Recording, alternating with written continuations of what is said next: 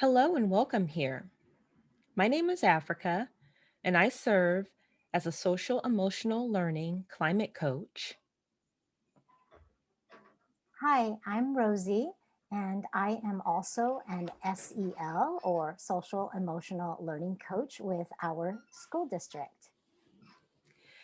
In part one, you learned how teaching, learning, and parenting are all social and emotional. You learned some strategies to support your child's social emotional learning at home. And this video continues from what you learned in part one. This is part two. SEL as a path toward equity and anti racism. What this means is that we will give you strategies for talking to your children about race.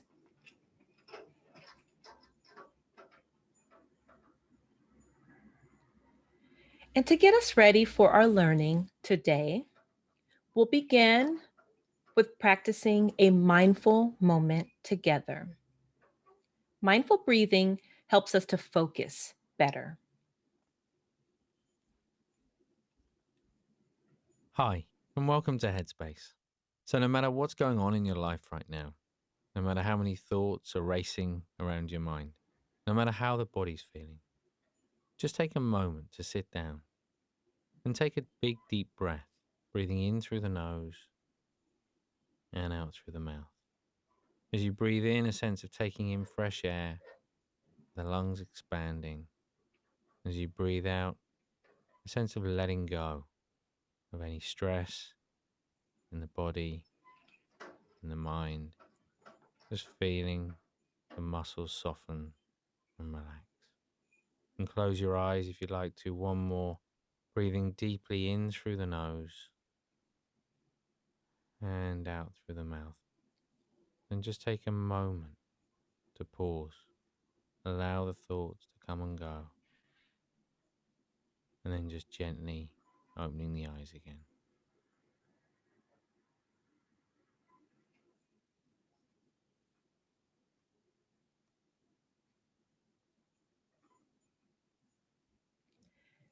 And to get us started on our learning together today, we're going to begin with a welcoming activity. This activity is to help you better understand your child's social, emotional well being.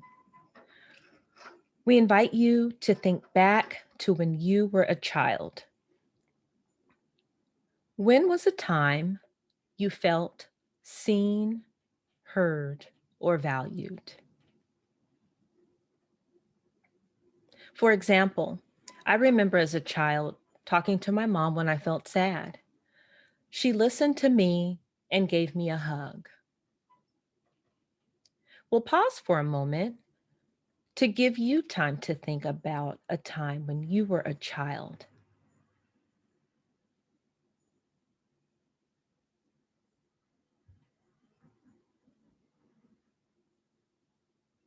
I'm sure those positive thoughts came back to you and those connections that you made. And we ask you to hold those positive feelings today so your children can feel the same way with others and yourself.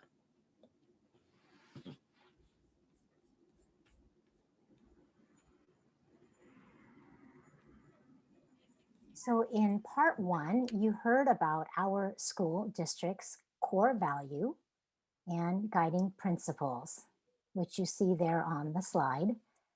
This is our why for social emotional learning, or again, SEL. We need social emotional skills so that we can work to give equitable educational access to all our students. You also heard about how our why supports the current needs of our communities. Our communities this year has faced many hardships from the pandemic and racial injustices. So, as we think about returning to learning as a community, we will need social emotional learning.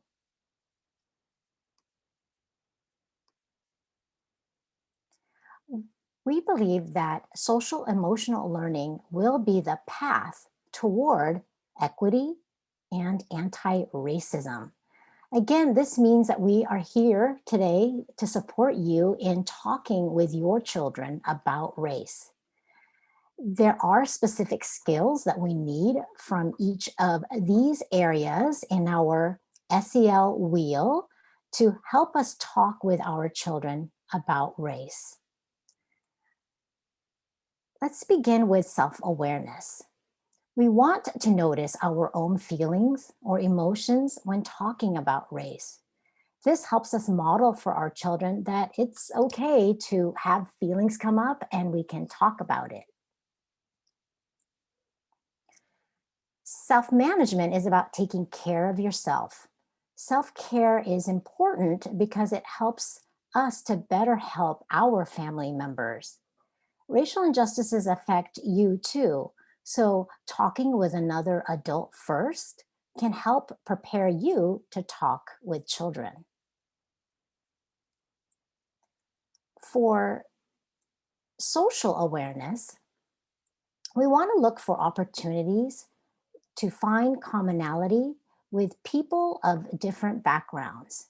This helps us better understand others' perspectives and model for our children showing empathy for diverse people. With relationship skills, we want to spend regular time communicating with our kids by checking in with them to see how they feel and how they are doing, whether that's with school or an activity that they enjoy. You can even walk and talk with your child. Maintaining a positive relationship with your child helps them feel more comfortable to share with you when you do talk about race, like when they have questions about what they see or hear in the news.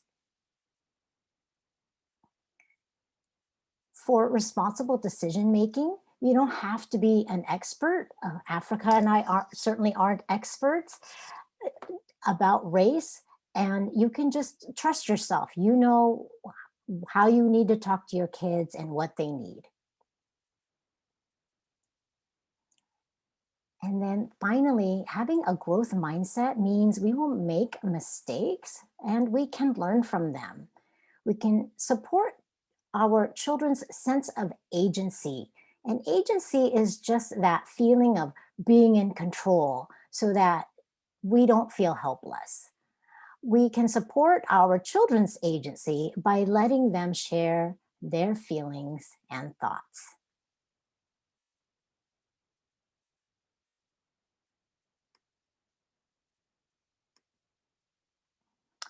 As parents, it's important to prepare yourself first by thinking about how you're reacting to or feeling about recent events of racial injustice. So think about how you feel about what you've seen or heard in the news or on social media. That self awareness and that self managing of your emotions helps us to better listen to and affirm our children's feelings. So, this name it to tame it strategy can help. When you think about how you're feeling about a recent racial injustice, you can use the name it to tame it strategy to describe how you're feeling. And you can use this sentence frame, and so can your children. I feel blank because blank. You can also use this feelings chart to help your children identify how they are feeling. So your child, for example, might say, I feel scared because I wonder if that's going to happen next to our house. As we said earlier, talking with another adult, though, before talking with your kids can help you process your own feelings. So you can call a friend, or if you have a partner, you sit down and have a talk, just you and this other adult. You can also walk and talk.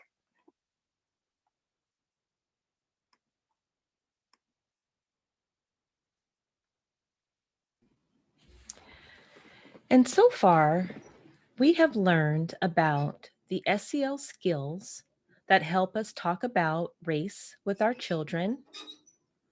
We have reflected on how to prepare ourselves to talk about race with our children by naming the emotions that come up for us that we feel and having a plan to connect with a friend to do so. Now we will hear from a pediatrician that will share strategies to support talking to your children about race further.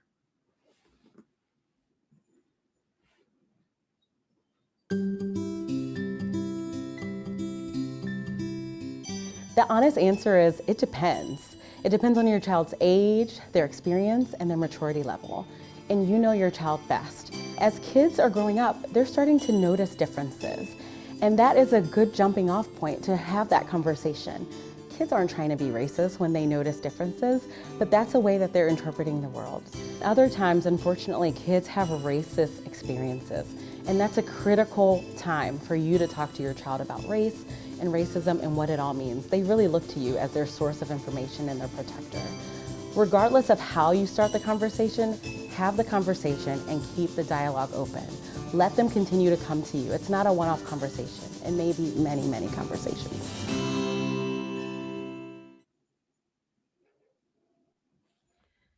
And so we'd like to highlight some points pointed out by the pediatrician in the video that I apologize. no problem, that really answers the questions that we all have as parents. How can we talk about race with our children? The first thing we like to highlight is that there is no right way. Remember to trust yourself. You know how to meet the needs of your child. And remember that you are the first teacher. Talk about your family values. Talk to your children about how your family values treating all people with respect while honoring their humanity. Share how you feel. Use the name it to tame it strategy to share your feelings with your children and have them share their feelings with you as well. Discuss what comes up. Ask questions. Use today's prompts as a tool to help you ask your children questions when topics about race and racism come up.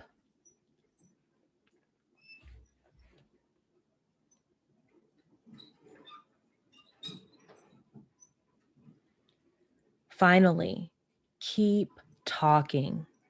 As we heard in the video, this will be an ongoing conversation. Look for those opportunities to keep talking to your children about race and about racism.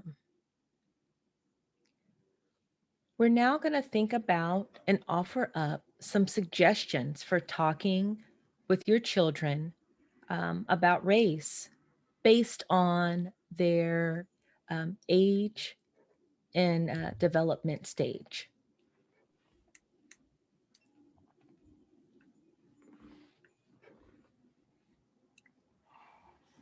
We'll begin with talking about strategies for children around ages 3 through 8. At this stage, children start to notice differences in people and comment on them. And so reading or listening to books that show people of diverse backgrounds, including racial, ethnic, religious, ability, or age, will help them appreciate differences and also see how we have a lot of things in common as human beings. Secondly, when your child notices differences in others, you can talk about it with them. You might ask them, what do you notice that's different? And how are they the same as us? Children see how adults act around people that are different from them, and they hear what we adults say about other people. So it's important to show and model respect towards others.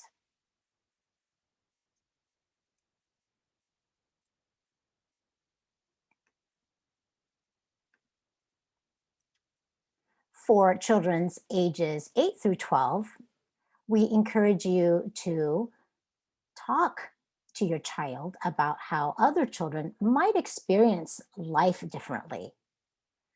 Young children often complain about things that are not fair. Fairness is so important to them. So you might use that as a starting point and ask, what are some things that might feel unfair to this child or that child? What can we do to show respect to everyone? You can emphasize how all people should be treated fairly no matter how they look.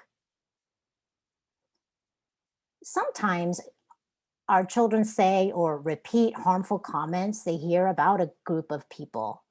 So, again, remember to pause, name the emotion that you are feeling when you hear them say something that might be harmful, and then ask your child or children some questions to better understand what your child is thinking.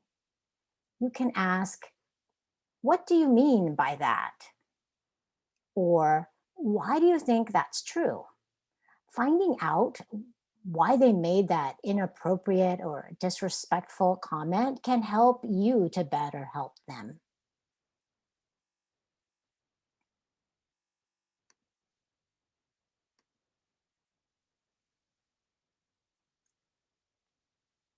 For children ages 12 through 18, opportunities to talk about race and racism may come up while watching the news, a movie, or when checking in about social media. Your child may ask you about what is happening in society or make comments about the social justice movement. You can ask, what questions do you have? What feelings come up when you hear this story? How do race and racism impact our community? And what could we do to make things better? This conversation helps your child have a sense of agency, that feeling of being in control, and it further builds your relationship with your child.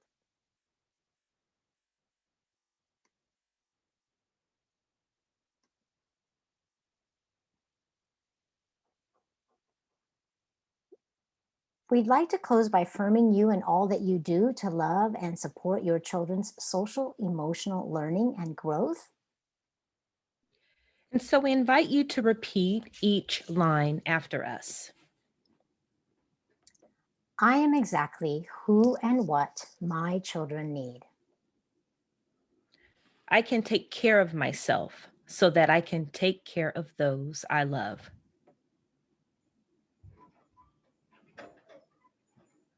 I can talk with my children. When we make mistakes, we will learn from them together. I will trust in my love for them and their love for me.